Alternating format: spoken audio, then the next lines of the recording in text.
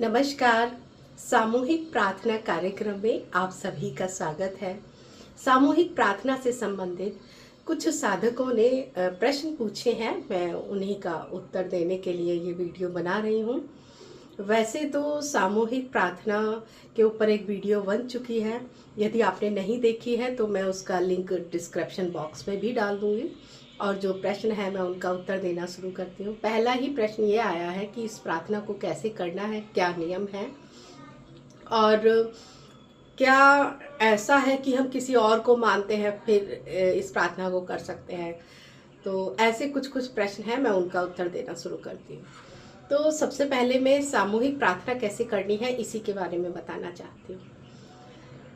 देखिए, मनुष्य का जैसा भी जीवन है वो जीवन उसके कर्मों के अनुसार है, इसमें कोई भी दोहरा नहीं है, इसमें कोई भी डाउट है ही नहीं। जो भी हमारा जीवन है वो हमारे ही द्वारा किए हुए कर्मों का परिणाम है। और सामूहिक प्रार्थना जो है वो इसलिए है कि हमारी यदि कोई मनोकामना है, हमारे कोई कष्ट है, पीड़ा है, कोई इच्छा है, तो उसके लिए हम सब मिल के प्रार्थना करें। और यदि हमारी कोई भी व्यक्तिगत कोई मनोकामना नहीं है तो हम सबकी खुशी के लिए, सबके सुख समन्नति के लिए, सबकी प्रगति के लिए, सबके भले के लिए हम इस प्रार्थना में सम्मिलित हो सकते हैं। तो पहले मैंने बताया जो जैसे कर्म करता है उसको वैसा ही फल मिलता है। तो जिन्होंने ये प्रश्न पूछा है उनके जीवन में कुछ कष्ट हैं, वहीं से ही ये प्रश्न उठ के आया है। तो मैं साफ साफ आपको ये बता दूं कि इस प्रार्थना में कोई आप चमत्कार की उम्मीद मत करिए। यहाँ पे कोई ओने टोने या कुछ आपको टोकते नहीं बताए जाने हैं। ये प्रार्थना है, सिंपल प्रार्थना है। बस इस प्रार्थना में हम इतने विश्वास के साथ कैसे कह सकते हैं कि ये प्रार्थना या ये मनोकामना पूरी होगी, उसके पीछे का कारण ये है कि जो भी मनुष्य के जीवन में हो रहा है वो उसी के कर्मों का फल है। हम यहाँ पे क्या कर रहे हैं, हम यहाँ पे ये कर रहे हैं कि आगे से बुरे कर्म ना हो और पीछे जो बुरे कर्म हो गए उनके लिए हम क्षमा याचना करते हैं। क्षमा याचना करने के बाद हम महामाया से ये प्रार्थना करते हैं कि आगे हमें सद्बुद्धि देना, कि मेरे हाथों कभी किसी का बुरा ना हो, हमें मार्गदर्शन करना, हमें अच्छे नैतिक कार्य के लिए उत्साहित करना।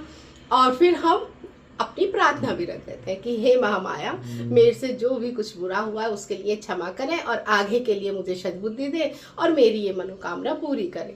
उसमें चाहे मेरे शरीर का कष्ट हो, मन का कष्ट हो, संबंधों का कष्ट हो, कोई भी। और यदि कोई मनोकामना नहीं है तो हम सबके मंगल की कामना करते हैं यहाँ पे।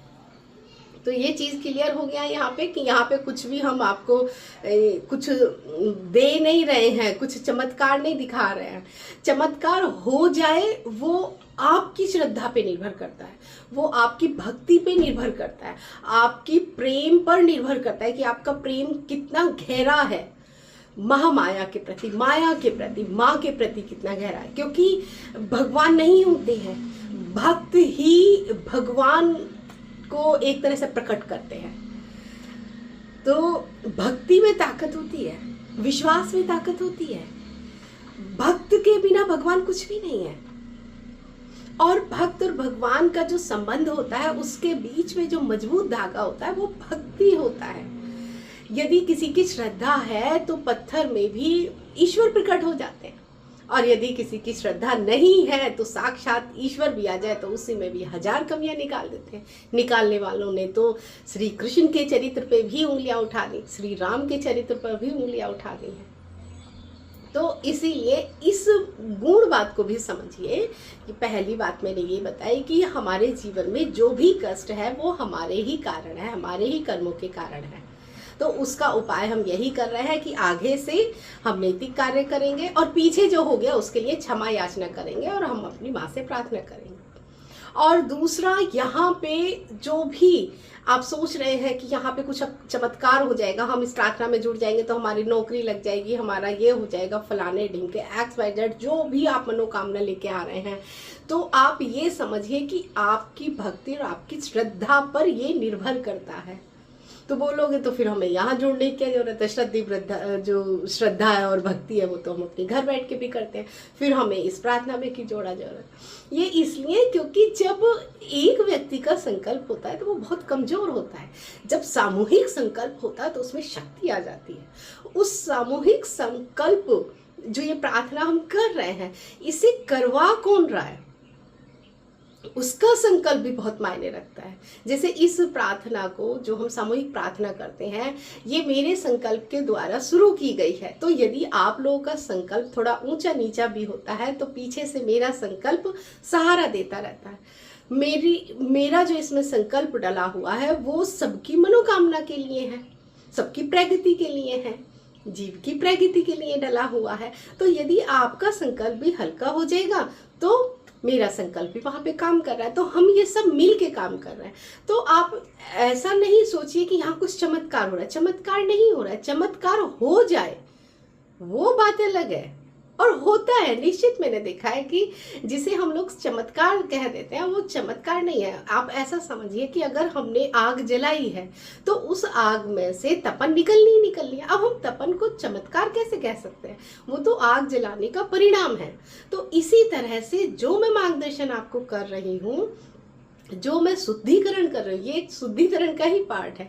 जो शुद्धिकरण हो रहा है उसका परिणाम ये हो सकता है कि आपके घर में धन धान्य की कोई कमी ना रहे, आपके संबंध बहुत मीठे हो जाए, मधुर हो जाए, आपके और भी जो मनोकामना है XYZ, कोई भी मनोकामना है वो भी पूरी होगी। क्यों? क्योंकि हमने यहाँ पर जो बंद रास्ते थे उनको खोलने का काम किया है। तो पता नहीं किसके साथ क्या क्या चमत्कार यहाँ पे होंगे, तो लेकिन हमें ये लेके नहीं चलना है, ठीक है। हाँ, मैं ये चीज निश्चित कर देती हूँ कि आप जिस भी मनोकामना के लिए यहाँ पे जुड़ेंगे और जिस तरह से बताई जा रही है, आप वैसे अगर आप चलते हैं तो आप निश्चित रहिए कि माँ बहुत दयालु है, बहुत दयालु है। वो भयंकर से भयंकर पापी को भी क्षमा कर देती है, वो बहुत दयालु है। तो आपको जैसे बताया जा रहा है, जैसे चलाया जा रहा है, अगर आप उसी के अनुसार चलेंगे तो बहुत सारे बुरे कर्मों करने के बाद भी आपके वो कर्मों की क्षमा मिल जाएगी, आपको माफ़ी मिल जाएगी, आगे आपकी सद्बुद्धि आपको प्राप्त होगी और आपकी जो मनोकामना है वो भी पूरी होती चली जाएगी। क्योंकि अब आपने शुभ के लिए रास्ते खोल दिए हैं, अशुभ के रास्ते बंद कर दिए हैं। अब इस प्रार्थना को हम कैसे करेंगे? सबसे पहले हम माँ का आवाहन करते हैं। माँ के आवाहन में हम बोलते हैं, सर्व मंगल मंगले शिवे सर्वार्थ साधिके शरणाय त्र्यंबिके गौरी नारायणी नमस्तुते, नारायणी नमस्तुते, नारायणी नमस्तुते। इसके बाद हम अपनी प्रार्थना माँ को बोलेंगे। कैसे बोलनी है मैं ये भी बता देती हूँ। आप सबसे पहले उनको प्रणाम करिए। प्रणाम करने के बाद उस प्रणाम करने का जो, वैसे जब आप उसमें आते हैं प्रार्थना में, तो मैं एक लेख डेली ही डालती हूँ, फिर भी मैं आपको पढ़ के सुना देती हूँ। उस प्रार्थना में आपको बोलना है, मैं चैतन्य स्वरूप को सहृदय से प्रणाम करती हूँ या करता हूँ। मैं चैतन्य स्वरूप को सहृदय से अनंत अहोभाव के साथ प्रणाम करती हूँ। इसके बाद आपको बोलना है, और मैं उनसे प्रार्थना करती हूँ कि, अब अपनी प्रार्थना को बोल दीजिए, जो भी आपकी प्रार्थना है। और यदि कोई प्रार्थना नहीं है तो सबका कल्याण हो, इस प्रार्थना को बोल दीजिए। और साथ में आपको बोलना है, मेरे द्वारा जो भी कर्म हुए हैं, जो भी बुरे कर्म हुए हैं, अनैतिक कर्म हुए हैं, उसके लिए मैं हृदय से क्षमा मांगती हूँ और मेरे ऊपर कृपा करें कि आगे से बुरे कर्म मुझसे ना हो, ऐसी मुझे सद्बुद्धि प्रदान करें। ठीक है, जो पीछे हो चुका उसके लिए क्षमा मांग लीजिए, और आगे ऐसा ना हो उसके लिए आप उनसे कहिए कि मुझे सद्बुद्धि दे कि मेरे हाथों कभी किसी का बुरा ना हो, ना हाथों से हो, ना वाणी से हो, ना विचारों से हो, ऐसा मुझे आशीर्वाद दीजिए। अब उसके बाद में आप अपनी प्रार्थना को रख सकते हैं कि इस प्रार्थना में मैं सम्मिलित हुआ हूँ, मेरी ये आपसे प्रार्थना है। अपनी प्रार्थना लिख कर भी कागज पर माँ के चरणों में रख दीजिए। जो भी आपके घर में माँ की मूर्ति हो उनके चरणों में रख दीजिए अपनी प्रार्थना लिख के, और संकल्प लीजिए कि अगले 40 दिन तक मैं इस प्रार्थना में जरूर सम्मिलित होऊंगा या होंगी। और साथ में ये भी बोले कि इस प्रार्थना में सम्मिलित होने में मेरी सहायता करें। यदि कोई बाधा आती है तो उस बाधा को हटाएं।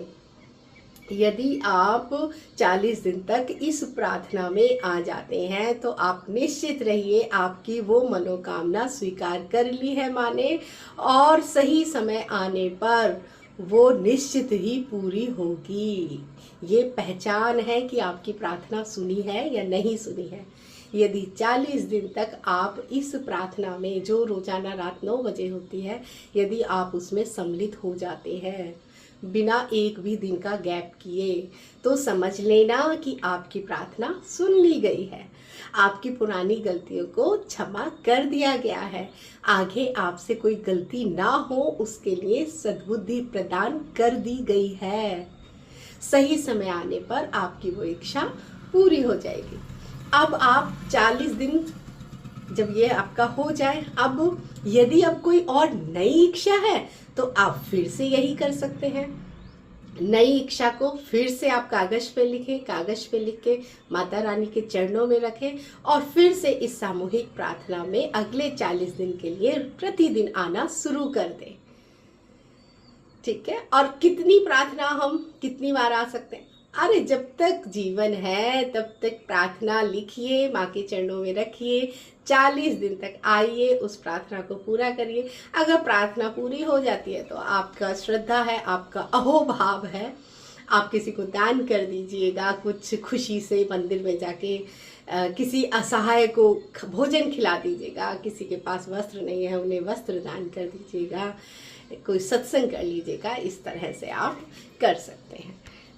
इसके बाद हम क्या करते हैं? इसके बाद फिर हम दुर्गा चालीसा का पाठ करते हैं।